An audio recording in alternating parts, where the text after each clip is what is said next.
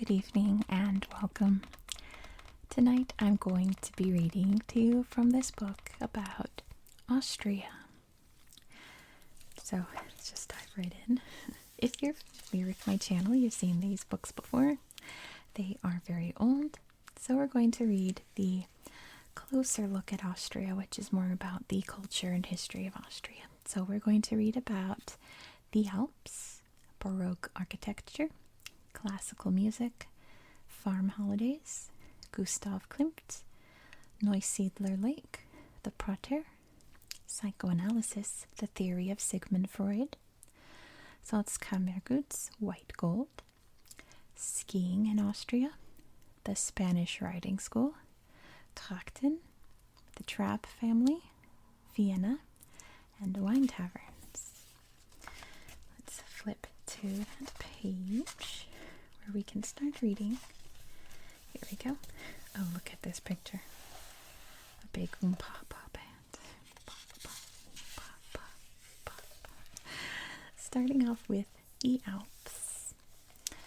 The Alps are a complex mountain system that spreads over 9 countries: Austria, Bosnia and Herzegovina, Croatia, France, Italy, Germany, Switzerland, Slovenia, and Yugoslavia. I told you this book was old. Former Yugoslavia. The Alps, which measure about 750 miles in length and cover an area of more than 80,000 square miles, are divided into 3 sections: the Western, Central, and Eastern Alps. Austria's peaks are part of the Eastern Alps, 2/3 of Austria. In Austria, the Alps dominate the country's landscape, occupying nearly 2/3 of the country's area. The Austrian Alps can themselves be further divided into northern, central, and southern sections. The Bavarian Alps form part of the northern section, while the Carnic and Julian Alps form part of the southern section. Mountains in the central section are mostly composed of granite and are generally taller than those in the northern and southern sections. At higher altitudes, these central mountains are covered with crystal-like rocks that make the edges appear less jagged. The Hohe Tauern Mountains and the Ötztal Alps form part of the Central Austrian Alps, standing at 12,375 feet. Wildspitze, the tallest of the Ötztal Alps, is also Austria's second highest peak. The country's highest and third highest peaks, Großglockner and Großvenediger, respectively, are both part of the Hohe Tauern Mountains. Großvenediger measures 12,054 feet high and is about 400 feet lower than Großglockner. Großglockner is also famous for being home to a spectacular glacier called the Pasteurs. And apologies for any pronunciation. My German is rusty at best. Doing my best here. Human activity and irreparable damage. The history of human settlement in the Alps dates back to Paleolithic times, which were some 50,000 to 60,000 years ago. Over time, the early inhabitants of the Alps developed a lifestyle and economy that was centered on agriculture, which included the cultivation of fruits and vegetables and the raising of cattle. 19th century industrial developments, including the production of hydroelectricity, led parts of the Alps, including Western Austria, to focus on mining and manufacturing instead of agriculture. Beginning in the mid-1900s, commercial tourism grew to become a major source of income for many people who lived in the Alps. Relentless human exploitation over the last 2 centuries, however, has caused irreparable damage to the Alps' natural environment. Air, water, and noise pollution, as well as slope erosion, have reached unprecedented levels. At the start of the 21st century, the Alps were identified as the world's most threatened mountain system. Next we have Baroque architecture, which gorgeous. Austria is home to beautiful examples of Baroque architecture built hundreds of years ago. The Baroque style is an architectural style that was popular from the early 17th century to the mid-18th century. It is a highly decorative style characterized by heavy ornamentation and vivid colors. Baroque architecture is dramatic and energetic compared to the classical architectural style. In Austria, the Baroque style was adapted to suit Austrian taste in buildings, resulting in a distinctive style known as Austrian Baroque. Austrian Baroque. Austrian Baroque architecture began with Austrian architect and sculptor Johann Bernhard Fischer von Erlach. Educated in Rome, Fischer combined forms from the classical, Renaissance, and Italian and French Baroque styles to create a restrained and monumental style that suited Habsburg taste. He designed magnificent stately buildings that represented Habsburg power and control. Soon he was sought by the Austrian aristocracy and the Roman Catholic Church to build palaces and churches. Under commission by the Archbishop of Salzburg, Fischer helped shape the skyline of the city of Salzburg with its beautiful churches, especially the Collegienkirche, or the University Church, which was completed in 1707. In Vienna, his works include the Winter Palace of Prince Eugene of Savoy. Late Baroque architecture. Johann Lucas von Hildebrandt and Jacob Prantauer, both of whom were well known during the Baroque and Late Baroque periods, followed Fischer. The Late Baroque, or Rococo, architectural style was a progression from the Baroque and was even more decorative. It appealed to the aristocratic taste. Pastel colors were favored over vivid ones, and interiors were more graceful and refined. Sculpture and painting were important in Rococo architecture, and frescoes and painted stucco surfaces were typical in Rococo buildings. Hildebrandt introduced new decorative motifs and became famous for his decorations on building exteriors. And next is classical music, which I was listening to a lot of while I was scripting out my Austria episode. It's so nice. Austria is a world center of classical music. For centuries, music filled the city of Vienna and the royal courts of the Habsburgs. The country has produced world-famous musicians and composers whose works are as enduring today as they were in the 18th century. German composers such as Ludwig van Beethoven, Johannes Brahms, and Richard Strauss were no less associated with Vienna than the Austrian composers Joseph Haydn, Franz Schubert, Johann Strauss the Elder, and Johann Strauss the Younger. These composers fill the pages of Western classical music history.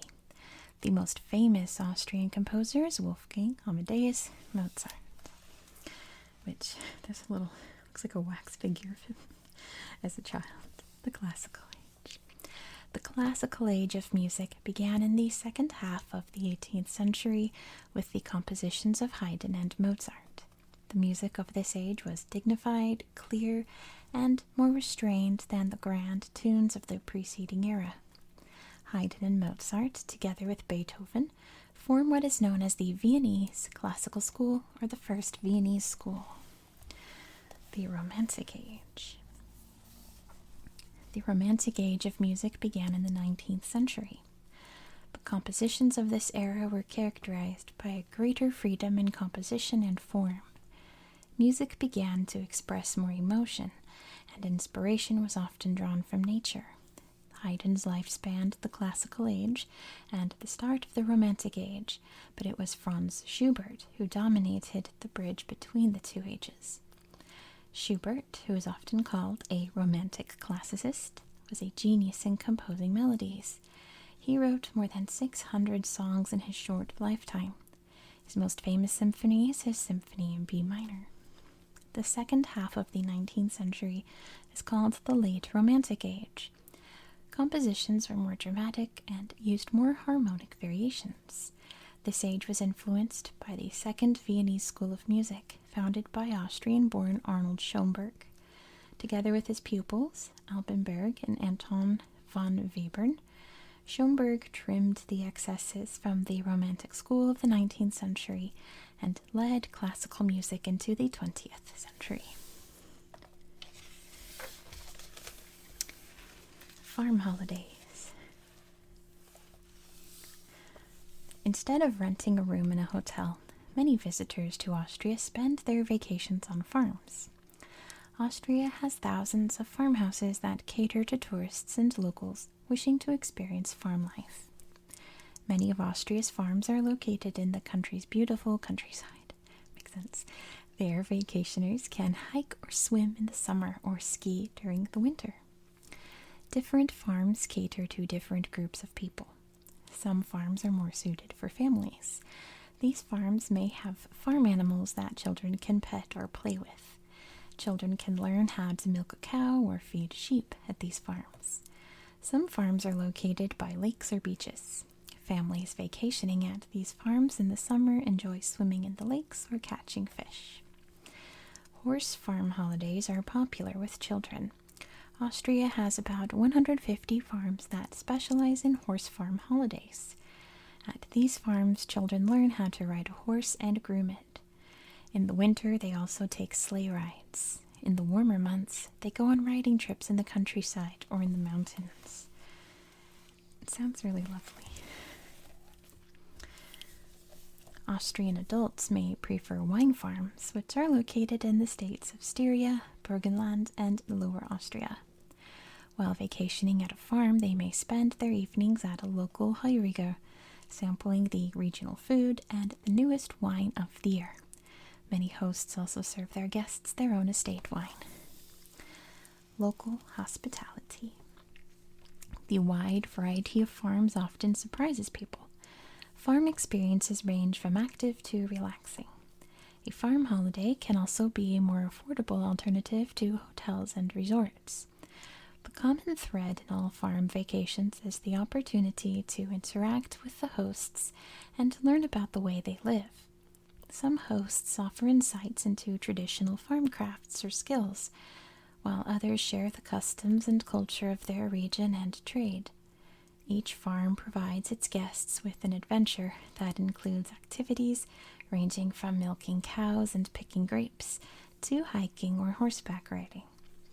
One of the most memorable of farm vacation experiences is enjoying a home-cooked meal made with the freshest ingredients. Some farms serve organic foods, which are grown without chemicals. Environmentally friendly farms may have their own gardens, where the owners grow their own vegetables. Health farms may offer hay wraps and other spa treatments. Next is Gustav Klimt, who you probably know from this very famous painting called The Kiss. Let's learn about his life. Look, he's got a kitty. A rising star. Born in Baumgarten, a region near Vienna, to a poor family on July 14, 1862, Gustav Klimt became one of Austria's most celebrated painters. Both Gustav and his brother Ernst were trained at the Vienna School of Decorative Arts. In 1883, the two brothers set up Künstler Company, which means the Company of Artists, with their contemporary Franz von Mach. The company specialized in mural paintings and was paid by a number of patrons to decorate the interiors of certain churches, theaters, and museums. Examples of Gustav Klimt's early works include murals at the Kunsthistorische Museum and the Vienna Burgtheater, the latter of which he completed in 1888. The Vienna Secession and After. In 1897, Gustav Klimt and architects Joseph Hoffmann and Joseph Holberch started the Vienna Secession, a movement that encouraged artists to abandon the norms in academic art at the time. Similar to Art Nouveau, works reflecting the ideas of the Vienna Secession are typically highly decorated, with intricate patterns that come together to form curving lines. Klimt is believed to have started the movement because he felt that he had not been true to himself as an artist. In the 8 years after the birth of the Vienna Secession, Klimt produced several notable paintings, including the Beethoven frieze and the murals in the Stocklet House, a lavish private museum or mansion in Brussels. In 1905, Klimt and a handful of other artists withdrew from the Vienna secession and formed another group called Kunstschau, which means art show. Kunstschau nurtured some of Austria's most applauded 20th century painters, including Egon Schiele, Oskar Kokoschka, and Alfred Kuben. Klimt painted some of his most acclaimed pieces, including Frau Fritze Riedle and Frau Adele Bloch-Bauer, both of which are portraits of rich and fashionable Viennese women of the time, and The Kiss, after forming Kunstschau. Next is Neusiedler Lake. Neusiedler Lake is about 22 miles long and between 4 and 9 miles wide. Covering an area of about 135 square miles, the lake is very shallow, with depths that generally do not exceed 6 feet. Austria's lowest point. Known to the locals as Neusiedler See, Neusiedler Lake straddles eastern Austria and northwestern Hungary. In Austria, the lake is in the state of Burgenland and is the site of the country's lowest point, which is 377 feet above sea level. The Hungarians call the lake, oh no, not more Hungarian, Totu, which means swamp lake. In 1873, construction began to connect the lake to the Rabnitz River, which is a tributary of the Danube River, by way of a canal. The project took 22 years to complete. The Neusiedler Lake is believed to be supported by underground sources in addition to a modest supply provided by a small stream. The lake's water is slightly salty and does not have a natural drainage outlet. National Park Neusiedler See, or Seewinkel. Reeds, or tall grasses with straight stalks, are plentiful along the lake's shores. This vegetation provides a natural environment that attracts many species of birds, helping the area to earn the reputation as a bird paradise. The birds, many of them rare and some migratory, are protected by local laws and international regulations. Austrian authorities have sought to protect the lake and the wetlands around it, beginning as early as the 1930s. In 1977, the United Nations Educational, Scientific, and Cultural Organization, or UNESCO, declared the lake and its surrounding area a biosphere reserves. 6 years later, the World Conservation Union, or the IUCN, declared the UNESCO Reserve Austria's first internationally recognized national park. In November 1992, after negotiations with Austrian and Hungarian landowners, the local government of Burgenland passed the National Park Act. National Park Neusiedler See, Seewinkel, covers an area of about 15 square miles. Next is the Prater. From royal hunting ground to public park. The Prater occupies an area of some 3,200 acres near the center of the city of Vienna. It was originally a hunting and riding ground for Austrian royalty. In 1766, Emperor Joseph II opened the Prater to ordinary Austrians. Today, the massive public park remains unfenced and includes a fairground packed with attractions that please both young and old, a stadium and swimming pool for exercise enthusiasts, and diverse natural landscapes such as woodlands, green meadows, and the Danube's riverbank. For those who prefer to unwind at a slower pace,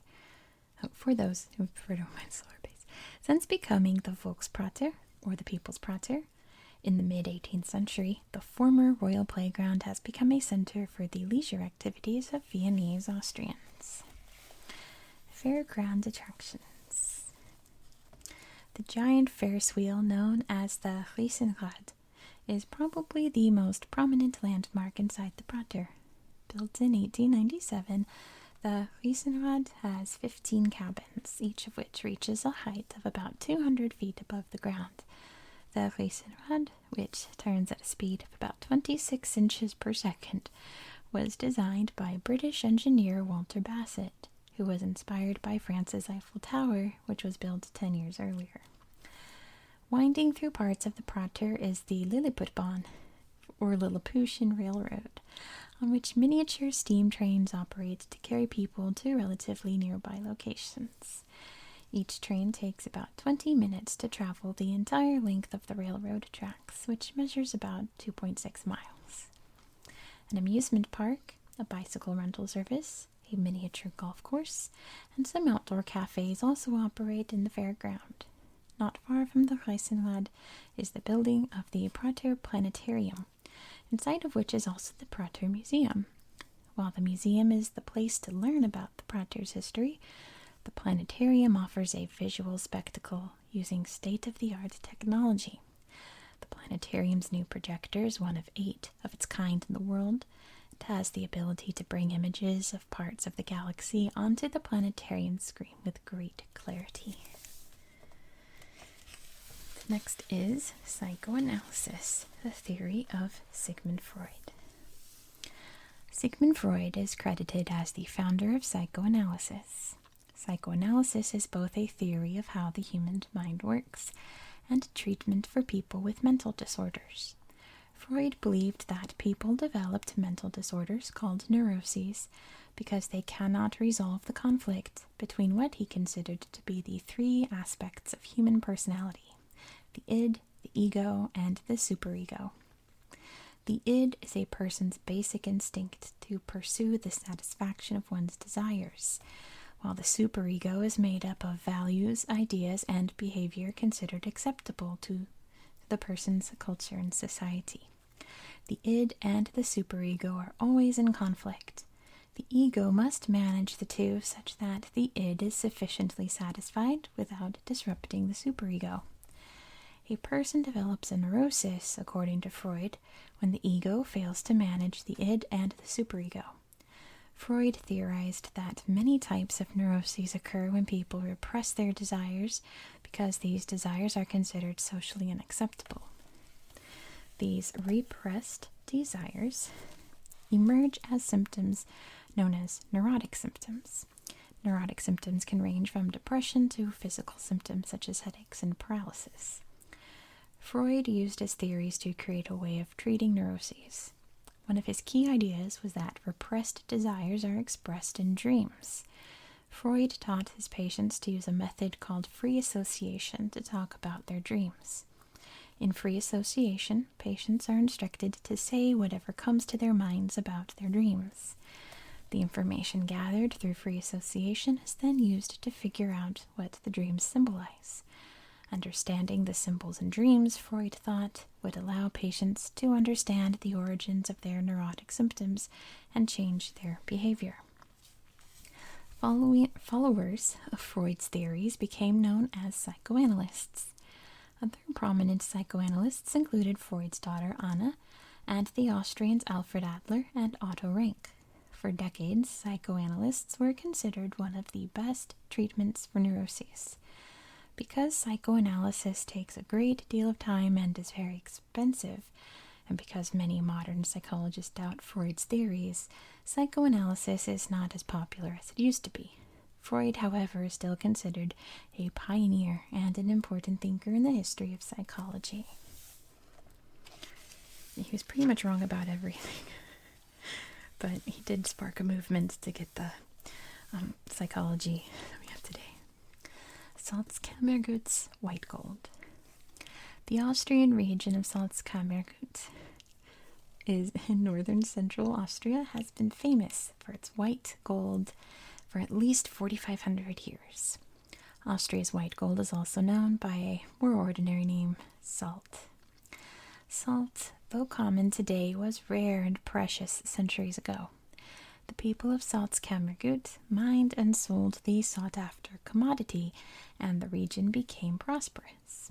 The region derived its name from the salt deposits found in the settlements of Hallstatt, Bad Ischl, and Bad Aussee. Salzkammergut means salt chambers possessions. The development of Hallstatt. The town of Hallstatt derives its name from the Celtic word for salt, hall. Salt mines were first established in 1200 BCE. Initially, the early miners transported the lumps of salt in fur bags. Later, the mined salt was transported via the Traun River, a tributary of the Danube River, to processing centers downriver. In 1595, the workers at Hallstatt built a pipeline out of thousands of hollowed wooden logs to transport the mined salt 25 miles away to the town of Ebensee for processing. This pipeline is the oldest pipeline in the world. Archaeological evidence indicates that salt mining was the main economic activity at Hallstatt for centuries. Today, Hallstatt is a beautiful, affluent town. The town owes its prosperity to its centuries-old, lucrative salt trade. The man in salt. In 1846, a mine manager named Johann Georg Ramsauer uncovered an ancient cemetery at Hallstatt. Over the next 53 years, more than 2,000 graves containing evidence of the early miners were found. Archaeologists also uncovered an ancient salt mine which contained clothing and other objects the salt preserved. In 1734, a fully preserved body of a miner was found in the Hallstatt salt mine. The miner, officially called the Man in Salt, believed to have died at around 300 BCE. I think they have to leave him in there too, because if they take him out, he'll decompose. It's also why the Celtic tribes of the Central European region are known as the Hallstatt culture, because of that site in Austria. Anyway, skiing in Austria. I'm talking about something I know nothing about. Austria is one of the best places in the world to go skiing. Each year, crowds of tourists and locals take to the slopes to engage in this exhilarating sport. World-class ski resorts dot the Austrian Alps, and during the winter months, cities and towns teem with professional and amateur skiers.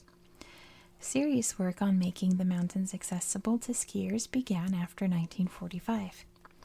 At that time, the country only had a few mountain railways and 6 ski lifts. By 1998, the number of ski lifts had increased to 3,300. Villages and towns adapted to the crowds of tourists by building ski facilities and resorts. Today, the country is an internationally acclaimed winter wonderland. I say that because I've never been skiing. It kind of scares me, to be honest. Ski towns. One of the most popular Austrian towns for winter sports is Innsbruck, a city located at the foot of the Alps. Innsbruck is considered the global winter sports capital, and the city lives up to its reputation. Winter sports of all kinds can be enjoyed at Innsbruck. From snowboarding to cross-country skiing, ice games such as curling, which is a game in which 2 teams of 4 players each use brooms to try to slide a stone to a target at the end of the rink, are also popular. The Arlberg region, located near the Rhaetian Alps, is a winter playground for members of European high society.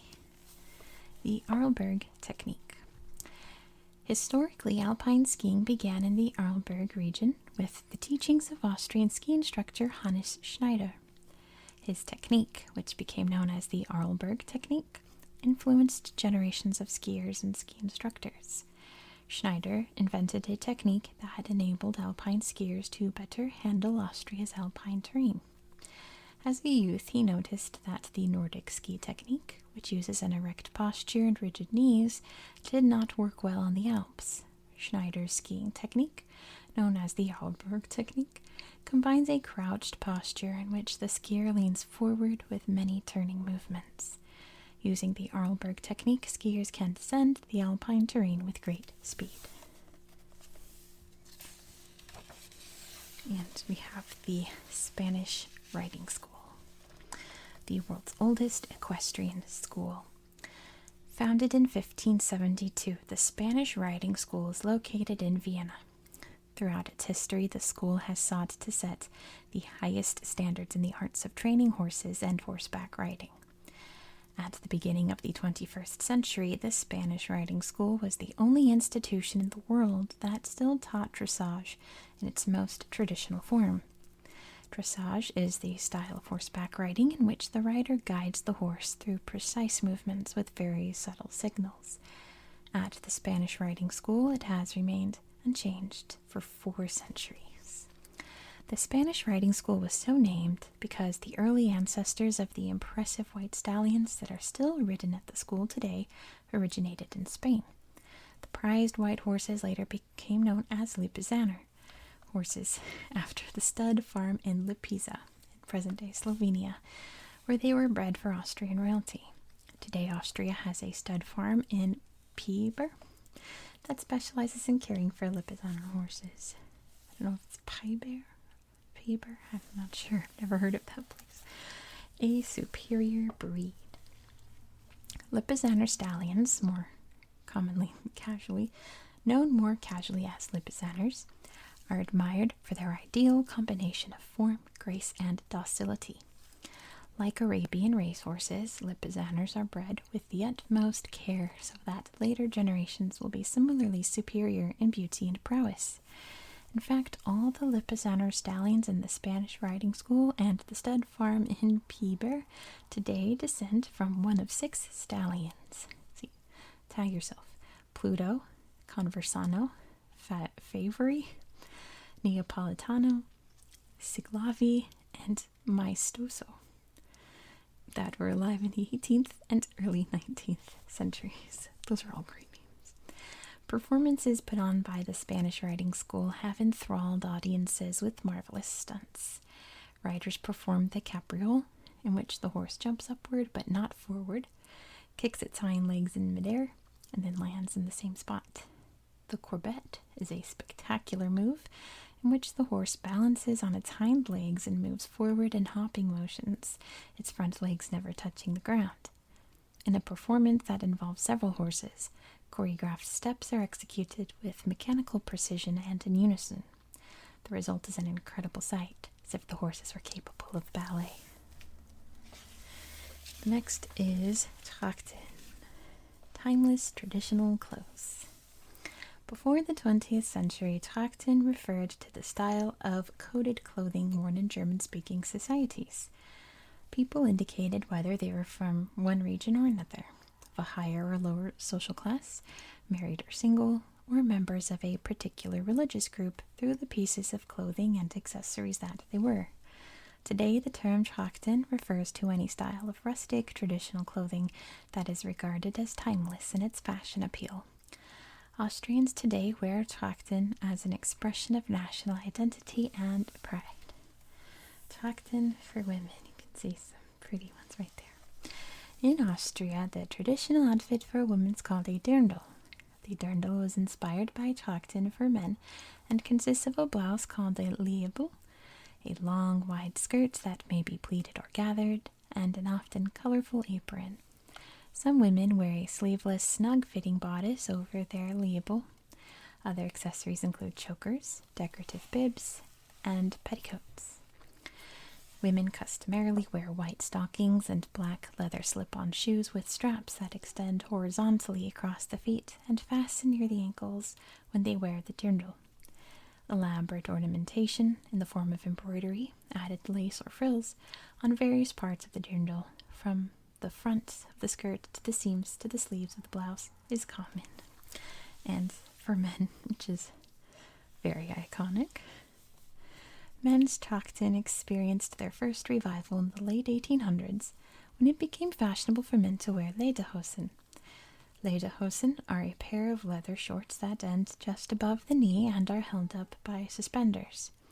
Trachten for men basically consist of a white shirt, a tie in the form of an ascot, a vest or thick button-down woolen sweater, and lederhosen or breeches. Breeches sometimes come with a matching formal jacket to form a fine suit.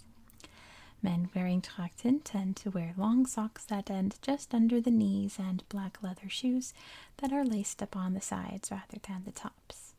Men also sometimes wear hats that are decorated with feathers or pins.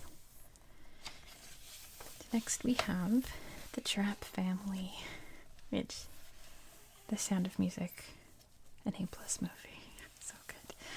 Together with their 10 children, Maria and Georg von Trapp formed a singing ensemble called the Trapp Family Singers. Their remarkable story has been immortalized in the Hollywood film The Sound of Music. Inspiring The Sound of Music. Here they are in real life, by the way. I read her book. It was really, really good. Maria Augusta Kuchera endured a difficult childhood. In 1926, she took a job at the home of Baron Georg von Trapp, a retired naval captain who hired her to care for his sickly daughter. Maria and Georg married in 1927.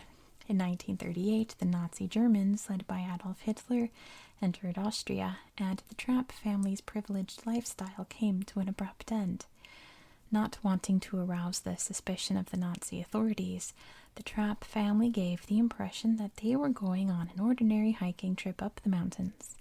In reality, the family crossed the Austrian Alps on foot and escaped into Italian territory with little more than the clothes they were wearing.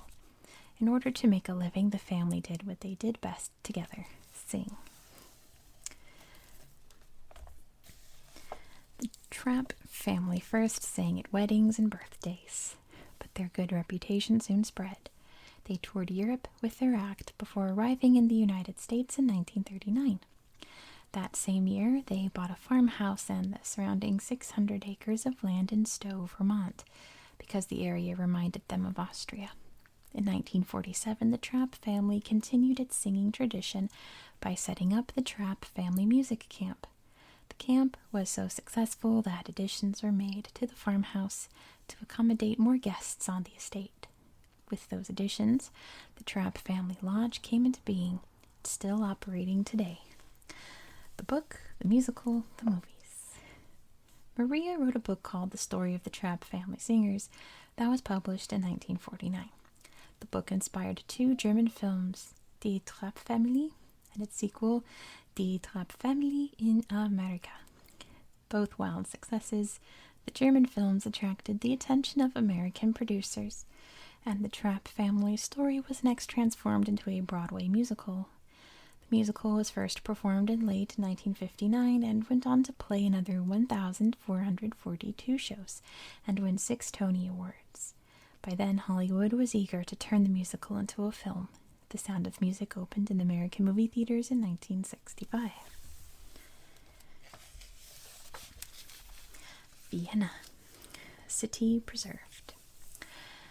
During its rich and colorful history, Vienna has twice served as an imperial city, first as the seat of the Holy Roman Empire, and later as the capital of the Austro-Hungarian Empire. In 1918, Vienna became the capital of Austria, a republic formed at the end of World War I. The city became part of Adolf Hitler's Greater Germany during World War II, the end of which was followed by a decade of foreign occupation involving British, French, American, and Soviet forces. Austria regained independence in 1955 with the signing of the State Treaty. Since then, Vienna has remained the capital of Austria. Despite its tumultuous history, Vienna remains Western Europe's best preserved Old World city. The character of Vienna today is said to be largely unchanged from what it was before World War I broke out in Europe in 1914. Take a look at this palace before I turn the page. So pretty. In fact, some people believe that it is possible to live in Vienna today in much the same way and at much the same pace as the Viennese themselves did 100 years ago.